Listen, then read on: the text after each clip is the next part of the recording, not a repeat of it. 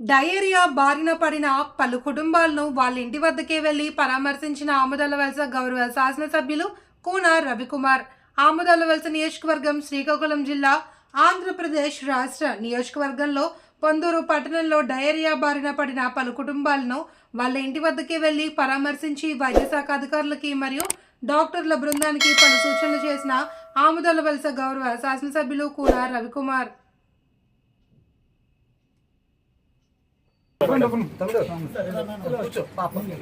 ఇంట్లోనే ఒక్కొక్కరు చెప్పాలి కదా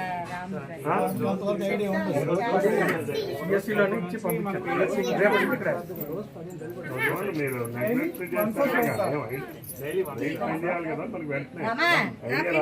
ఫోన్ ఇవ్వే రామని